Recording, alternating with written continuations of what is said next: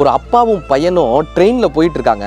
அந்த பையன்ல ஜன்னலை பார்த்துட்டு, அப்பா இந்த மரம் எவ்வளோ வேகமாக நகருது பாருப்பா, அப்பா இந்த குயில் எப்படி பாடுது பாருப்பா, அப்பா இந்த கிளி எப்படி பறக்குது பாருப்பா, இலையெல்லாம் எப்படி ஆடுது பாருப்பா, இந்த நாய் எங்கே உட்காந்துருக்கு பாருப்பா, அப்பா இந்த குளம் எவ்வளோ பெருசாக இருக்குது பாருப்பான்னு ஒவ்வொன்றா எக்ஸைட் ஆகி அந்த பையன் சொல்லிகிட்டே வர்றான். அந்த பையனுக்கு ஒரு 26-27 வயசு இருக்கும்.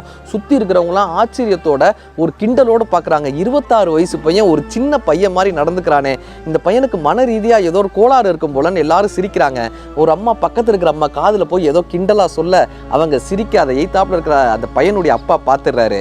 உடனே இந்த சூழ்நிலையை சமாளிக்கிறதுக்காக அவங்க சொன்னாங்களாம், நீங்கள் வேணா உங்கள் பையனை ஒரு நல்ல மருத்துவர்கிட்ட காட்டலாமே, அவனுக்கு ஏதோ பிரச்சனைன்னு நினைக்கிறேன்னு. அவங்க அப்பா சொல்லியிருக்காரு, நான் நல்ல மருத்துவர்கிட்ட காமிச்சு இன்றைக்கி தான் அவனுக்கு கண் ஆப்ரேஷன் நடந்து அவனுக்கு பார்வை நல்லா தெரிய ஆரம்பிச்சிச்சு.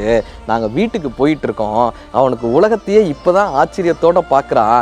அதனால் அவனுக்கு பார்க்கக்கூடிய அத்தனை விஷயங்களும் ஆச்சரியமாகப்படுது. அவனுக்கு 26 வருடம் கழித்து இப்பொழுது தான் கண் பார்வை கிடைத்திருக்குன்னு அவங்க அப்பா சொன்னாராம்.